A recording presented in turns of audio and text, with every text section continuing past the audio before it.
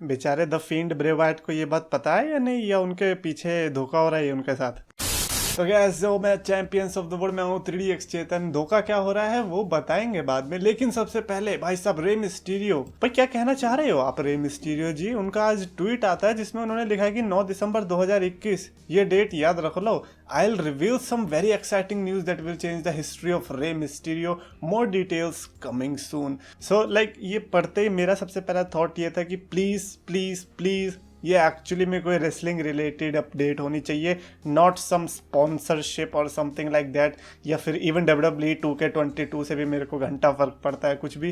Rey Mysterio की क्या update होने वाली है, और प्लीज़ रिटायरमेंट भी अनाउंस मत करना, उसके लिए इतना खुश नहीं होते हैं, ठीक है ना, वो इमोशनल चीज़ होती है। So I am very much looking forward कि हाँ भैया क्या होने वाला है रे मिस्टीरियो, कहीं पब्लिकली अपना मास्क तो नहीं निकालने वाले? No no no, that is not. Also one more thing, हो सकता है कि डोमिनिक मिस्टीरियो को मास्क चढ़ जाए, ये भी हो सकता है। सो ये प्रेडिक्शंस ऑलरेडी स्टार्ट हो चुकी है, लोगों की तरफ से लोग कह रहे हैं कि अच्छा हाँ भैया क्या हो सकता है, क्या गेम के लिए कर रहे हो, या फिर कोई अलग ही अपडेट है, या फिर रिटायरमेंट, या फिर अपने बेटे को जायदाद से बेदखल कर रहे हो। जो भी केस है भाई साहब, हम लाइक सही में एक्साइटेड है इस चीज को सुनने के लिए, बिकॉज पॉजिटिव न्यूज वैसे ही कम सुनने को मिलती है। स्पीकिंग ऑफ वन पॉजिटिव, भाई एक बंदा पॉजिटिव है बहुत ही ज्यादा, और वो है ब्रॉन ब्रीकर। ब्रॉन ब्रीकर अगर आप NXT देखते हो, like he is may be the next big thing, at least जैसा WWE में हमें दिख रहा है इस समय। NXT 2.0 जो कि ऑलरेडी बहुत ही ब्लॉकबस्टर स्टार्ट हुई है, 2.0 से हमें बहुत ही कमाल के सुपरस्टार्स मिलने वाले हैं। Bron Breakker is one of them, and in fact जिस तरह से ब्लैक एंड गोल्ड ब्रांड के लिए जॉनी गर्गानो, चियाम्पा ये सब है,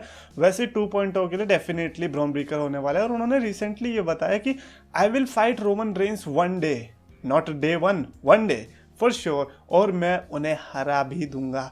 as far as Raw goes, obviously Seth Rollins, और भी बहुत बंदे हैं दोनों ब्रांड्स में से जिनके साथ मैं लड़ना चाहूंगा। बॉबी लैशली एक है, बिगी एक है, ड्रू मैकिंटायर ऑल्सो। तो बेसिकली बाकी सब काम सह लेंगे, बट रोमन रेंस, अरे भाई आपने बोला कि लड़ना है आपको इन सब से, लेकिन हराना है, और वो भी रोमन रेंस को, इस समय WWE के टॉप स्टार, और ऐसा चेतावनी देनी, भाई इसके बाद तो रोमन रेंस को पर्सनली अगले वेडनेसडे में क्रैश करना चाहिए, और ब्रॉन ब्रेकर को दिखा देना चाहिए कि भाई साहब ये जब ब्रेकर है ना, इसको कंट्रोल में रखो। तुमसे पहले एक और ब्रॉन आया था, उसको तो हमने निकाल ही दिया WWE से। बट नहीं, सही में Bron Breakker versus Roman Reigns could be a money match, अगर रोमन रेंस और ब्रॉन ब्रेकर सेम कंपनी में रहते आने वाले 5 साल के अंदर। एंड अब रोमन रेंस की बात चली है तो फिर डे 1 पे पर व्यू रोमन रेंस और ब्रॉक लेसनर की बात कर लेते हैं कि भाई साहब ऐसा क्या हो गया कि डे 1 में हमें रोमन और लेसनर का मैच देखने को मिलेगा। Like it could have been a Royal Rumble और रेसलमेनिया मैच, लेकिन उन दोनों की जगह इधर डे 1 में क्यों किया गया था? ऑफ कोर्स हमारे इंटेलिजेंट एक्सपर्ट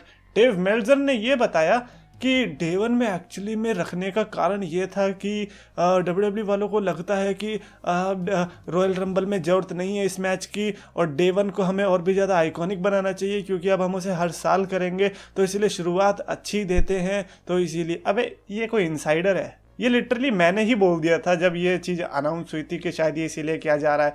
एंड डे, भाई क्या ही बोले अब, लाइक वो लिटरली कोई भी लाइक बिना एनालाइज करे, बिना पीछे की खबरें जाने भी कोई भी बता सकता है कि हाँ Roman versus Lesnar just to sell day 1 pay per view in a big amount, कि हाँ भैया लगना चाहिए कि डे 1 नाम का पेपर व्यू अराइव हो चुका है और ये हर साल देखने को मिलेगा। So for that thing I think Roman versus Lesnar is a great matchup.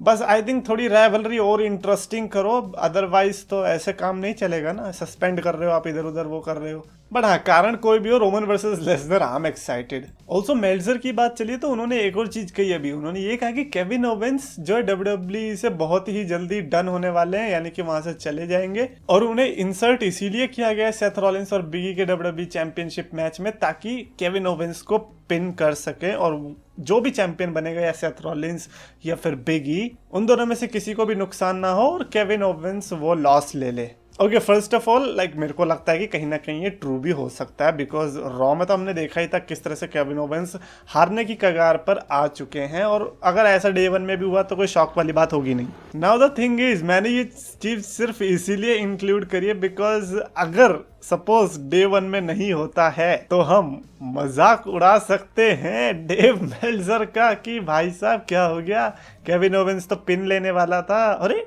Champion कैसे बन गया? अरे मेल्जर को गलत साबित कर दिया ओवेंस ने।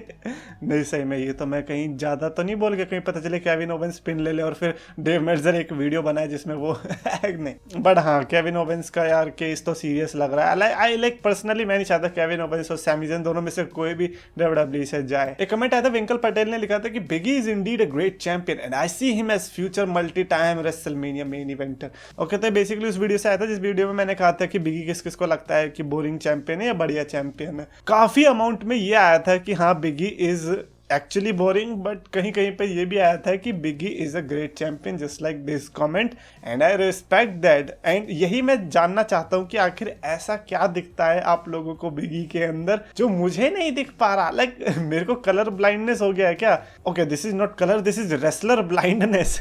बट हाँ, if you see him as future multi time WrestleMania main eventer, like कैसे Big E versus Roman Reigns WrestleMania main event, like वो तो सर्वाइवर सीरीज का भी बोरिंग लग रहा था हमें। मतलब मैच अच्छा था but like pay per view sell करने के लिए रोमन वर्सेस बिगी थोड़ी ना रखोगे। तो उस हिसाब से कह रहा हूं मैं कि बिगी को उस लेवल पे पहुंचने के लिए क्या करना होगा। चैंपियनशिप तो आ गई है, उस चैंपियनशिप को एनहांस कैसे करे अपनी स्किल से। और may be it is just me. By the way, field के साथ क्या धोखा हुआ पता है? अभी मैं बताता हूँ। फील्ड रिलीज तो हो चुके हैं, उनका 90 डेज का जो कॉन्ट्रैक्ट ये सब होता है कि हाँ कहीं और नहीं लड़ सकते, वो सब भी खत्म हो चुका है। बट फिर भी डब्ल्यूडब्ल्यूई ने रिसेंटली, क्योंकि उनका क्रिसमस वगैरह का टाइम आ रहा है, तो एक नया एक्शन फिगर निकाला, the field Bray Wyatt holiday pop vinyl figure, जो कि होता नहीं है ना कि कोई रिलीज हो जाता है तो फिर उसकी चीजें डब्ल्यूडब्ल्यूई शॉप पे नहीं होती, बट फील्ड की है and it is very surprising.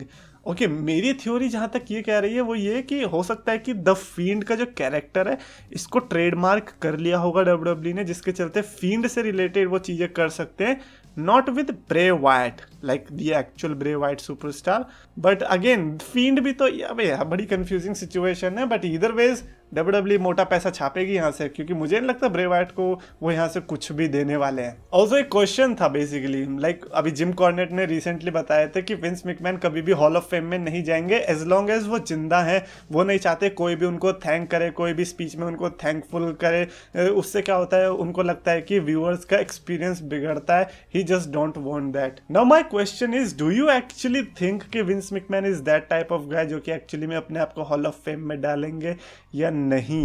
Because I also think कि शायद ऐसा नहीं होने वाला, बट टाइम का कुछ कह नहीं सकते। हु नोज कि विंस मैकमैन की सनक जाए और गोल्डन एग के बाद अब अगला जो चीज आएगा वो यही कि I am the new hall of femur, और मेरे को हॉल ऑफ फेम बनने में हेल्प करी किसने? ऑस्टिन थ्योरी ने। तो बेसिकली ऑस्टिन की वजह से मेरा करियर चालू हुआ और ऑस्टिन की वजह से मैं अपना करियर यहाँ पर फिनिश करके हॉल ऑफ फेम ले रहा हूँ। That would be epic right, Vince McMahon. But it is a great question because अभी जो लिस्ट में नंबर 1 पे है वो अंडरटेकर है ना हॉल ऑफ फेम के लिस्ट में, but Vince McMahon is also at the very top. We want Vince McMahon to be the hall of famer, right? A V Verma ने लिखा, I don't think Johnny Gargano leaving WWE now because today his goodbye celebration Waller destroyed him. If Johnny Gargano would leave then he would simply go like Adam Cole. भाई Adam कोल का तो बड़ा ही सही हुआ था ना। Adam Cole ने उसके 1-2 दिन पहले ही शायद एक ट्विटर पे वीडियो डाली थी, मतलब डब्ल्यूडब्ल्यूई के साथ डब्ल्यूडब्ल्यूई के एक्शन फिगर्स की opening, something like that. And I was like अरे एडम कोल थोड़ी यार, और 2 दिन बाद ही देखा एडम कोल निकल लिया AEW को। तो जॉनी गार्गानो के केस में भी ऐसा हो सकता है। हाउएवर गार्गानो का केस काफी डिफरेंट है बिकॉज कैंडिस लरे को बेबी होने वाला है, तो इसीलिए पीपल आर सेइंग कि शायद वो उसके लिए ब्रेक ले रहे हैं। इसीलिए शायद वॉलर ने जो आज ठोका था अब इतनी बुरी तरीके से, वो इसीलिए दिखाने के लिए कि हाँ भैया ये बंदा ब्रेक पे जा रहा है। बट अगेन ये चीजें जो दिखाई हैं, हो सकता है कि जॉनी गार्गानो यहाँ से निकल ले AEW के लिए। बट अगेन क्योंकि मेरे को इसीलिए लग रहा है वो, क्योंकि जो बाद की जो फुटेज आई थी जिसमें टोमासो चियाम्पा और गार्गानो और काइल ओराइली साथ में रिंग के अंदर थे, गार्गानो रो रहे थे, चियाम्पा भी आई गेस, तो उसको देख के लग रहा था that he is going on somewhere different planet like AEW, so that could possibly happen. And finally Rated R ने लिखा, hello Chetan, what is your thoughts if Rated R and Rated RKO reunite? And finally Rated R ने question लिखा कि hello Chetan, what is your thoughts if Rated R and RKO reunite again in future? Oh man, future में definitely होंगे। ये होता है ना इन लोग का कि जो भी बड़ी फैक्शन होती है, बड़ी टैग टीम होती है, वो आगे चल के रीयूनाइट होती है। बट टू से कि हाँ भैया ऐसा टैग टीम की तरह काम करेंगी, I don't think so. However I would love to, because जिस तरह से डी जनरेशन एक्स आई थी बाद में, लाइक मैं 2005-6 की बात नहीं कर रहा, जब वो 2009 में भी आई थी ना, तब भी I was excited to see them कि हाँ भैया दो बड़े सुपरस्टार एक साथ दोबारा से आए हैं। तो ये I definitely want to see rated R and R K, और now that both are baby faces, उनको भूल जाना चाहिए कि क्या क्या हुआ था।